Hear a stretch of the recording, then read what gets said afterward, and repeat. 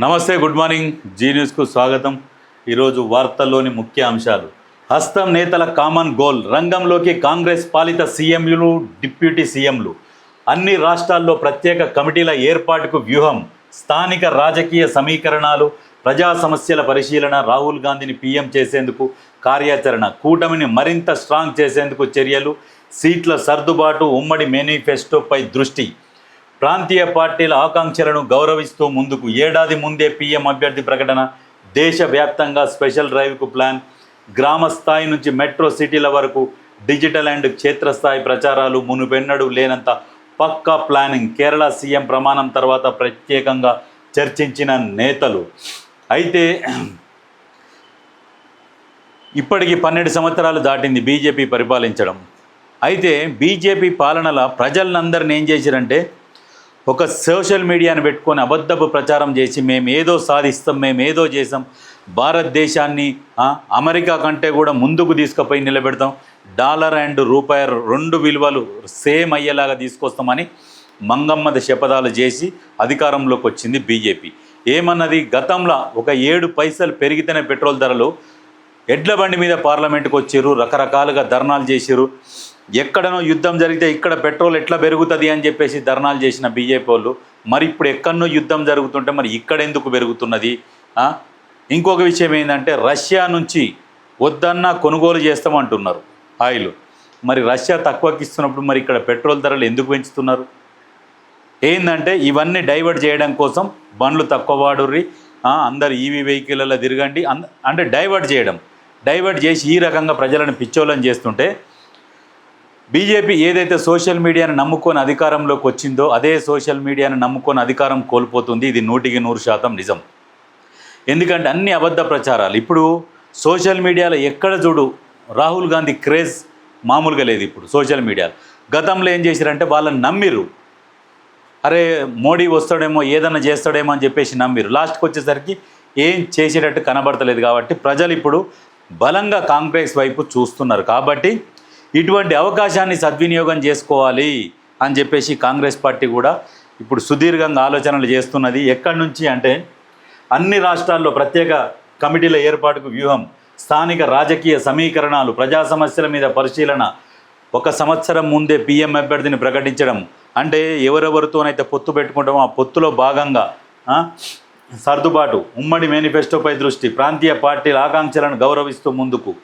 ఈ రకంగా చేసుకుంటా గ్రామస్థాయి నుంచి మెట్రోపాలిటన్ సిటీ వరకు అన్నీ ఎక్కడ కూడా వదిలిపెట్టకుండా ఒక వ్యూహంతో ముందుకెళ్లాలని నిర్ణయం తీసుకున్నారు. అయితే దీంట్లో భాగంగా ఏంటంటే, ప్రియాంక గాంధీ కూడా చాలా యాక్టివ్గా, చురుకుగా ఒక సబ్జెక్టు పరంగా ఎట్లా ముందుకు దూసుకెళ్తుందంటే, ఇవన్నీ కాంగ్రెస్ పార్టీకి కలిసి వచ్చే అంశాలు. ప్రధానమంత్రి అభ్యర్థిని కూడా ఒక 1 ఇయర్ ముందు ప్రకటిస్తారట. చూడాలి. ఎందుకంటే 3 సార్లు అవకాశం ఇచ్చినాం. మన్మోహన్ సింగ్ గారు ఉన్నప్పుడు పెట్రోల్ ఎంత ఉండే, గ్యాస్ ఎంత ఉండే, ఇప్పుడు ఎంత అయింది? అప్పుడేమో ముచ్చట్లు చెప్పారు, మేము 40 రూపాయలకు తీసుకొస్తాం, ఇంకా తగ్గించి తీసుకొస్తాం, డాలర్ వాల్యూని తగ్గిస్తాం, రూపాయి వాల్యూని పెంచుతామన్నారు. అప్పుడు మోడీ చెప్పిండు, ఒక టాఫీ మీద 21% ఛార్జ్ ట్యాక్సీలు వేస్తుంది కాంగ్రెస్ ప్రభుత్వం అని అప్పుడు మాట్లాడిండు. అప్పుడు రూపాయికు 4 చాక్లెట్లు వచ్చేది, ఇప్పుడు 10 రూపాయలకు 2 వస్తున్నాయి. అంటే మీరు ఏ రకంగా పరిపాలించినారు, మీరు ఏ రకంగా పరిపాలిస్తున్నారు అనేది అర్థమవుతున్నది. ఇట్లా ముచ్చట్లు చెప్పుకుంటా జనాలని మొత్తం మోసం చేశారు. లాస్ట్కి వచ్చేసరికి జై శ్రీరామ్, ధర్మం కోసం, దేశం కోసం అని అంటున్నారు. కానీ మీరు చేసిన అభివృద్ధి ఎక్కడ కనపడుతున్నది అది చెప్పుర్రి. ఎంతసేపటికి రేట్లు పెంచి ట్యాక్సులు వేసి వసూలు చేసి పరిపాలన అందిస్తున్నామని చెప్పేసి మాట్లాడతారు. కానీ ఎక్కడ కూడా ప్రజలు తృప్తిగా లేరు. మీ పరిపాలన వల్ల మధ్యతరగతి, దిగువ మధ్యతరగతి వాళ్ళకు వచ్చే ఇన్కమ్ సరిపోక అప్పులు చేసుకుని అప్పుల కుప్పల మునిగి ఎంతోమంది ఆత్మహత్యలు చేసుకుంటారు. అధికారికంగా లెక్కలు లేకుండా ఎంతోమంది ఆత్మహత్యలు చేసుకుంటున్నారు. అటువంటి పరిస్థితి దేశంలో క్రియేట్ చేశారు. ఇంకా రాను ఇంకా విపరీతమైన దారుణమైన స్థితికి పోయే ప్రమాదంలో ఉందని చాలామంది నిపుణులు హెచ్చరిస్తూనే ఉన్నారు. ఈ బీజేపీకి పరిపాలన చేత కావట్లేదు అని చెప్పేసి మంచి ఆర్థికవేత్తలు సైతం నిజంగా చెప్పుకుంటూ వస్తున్నారు. మీరు ఎక్కడైనా సోషల్ మీడియాలన్నా, యూట్యూబ్లోనన్నా, ఫేస్బుక్లో కానీ ఎక్కడైనా చూడుర్రి, మోడీ గురించి చెప్తుంటారు. ఎక్కడ కూడా కనీసం ఒక ప్రెస్ మీట్ పెట్టి కూడా మాట్లాడేంత ధైర్యం చేయలేకపోతున్నాడు. ఎంతసేపటికి చూసి చదవాలి, లేకుంటే ఏదో మాట చెప్పి వెళ్ళిపోవాలి. ఈయన చెప్తాడు, ఏం చేస్తాడు, మన స్వదేశీ వస్తువులు వాడాలి అంటాడు. స్వదేశీ వస్తువులు వాడాలంటే మన స్వదేశంలో ఉండాలి కదా తయారు చేసేందుకు. ఏవి కంపెనీలు, మనకు కంపెనీలు లేవు. ఎన్ని 197 లక్షల కోట్ల అప్పు ఏది కేంద్ర ప్రభుత్వం చేసింది. రాష్ట్రాలన్నీ కలిపి 82 లక్షల కోట్ల అప్పు రాష్ట్రాలు చేస్తే, కేంద్రం ఒకటేమో 197 లక్షల కోట్ల అప్పు చేస్తే, అప్పు చేసినాక మళ్ళీ మనకు అప్పు ఎక్కడికి వెళ్ళి పుడుతుంది? రిజర్వ్ బ్యాంకుల ఉండాల్సినంత ఉంటే ఇంకెవరన్నా వచ్చి పెట్టుబడులు పెడతందుకు, లోన్లు తీసుకొని పెట్టుబడులు పెడతందుకు ఏమైనా అవకాశం ఉంటుంది. ఉన్న కాడికి తెచ్చుకుంటే ఇంకా ఎవరిస్తారు అప్పు? ఎవరు ఇచ్చేటట్టు లేరు. ఆల్రెడీ 3.18 లక్షల కోట్లు వాళ్ళు రిటర్న్ తీసుకొని వెళ్ళిపోయారు. 3,19,000 కోట్లు ఎందుకు? పెట్టుబడి పరిశ్రమలు వాళ్ళు పెడదామని వచ్చిన వాళ్ళు రిటర్న్ పోయారు. భారతదేశ ఆర్థిక పరిస్థితి బాగాలేదు అని చెప్పేసి రిటర్న్ తీసుకొని వెళ్ళిపోయారు, క్యాన్సిల్ చేసుకున్నారు. అటువంటి పరిస్థితి క్రియేట్ అవుతుంటే దేశంలో ఎట్లా బతుకుతారు జనాలు? అందుకనే విదేశాలకు ఎక్కువ వలస వెళ్ళిపోతున్నారు యువత. మ్యాక్సిమం చూడండి, భారతదేశం నుంచే ఎక్కువ వలసలు విదేశాలకు. అమెరికా కావచ్చు, ఏది అరబ్ కంట్రీస్ కావచ్చు, మిగతా ఏ దేశాలకు చూసుకున్నా భారతీయులు మాత్రం ఎక్కువ ఉంటున్నారు.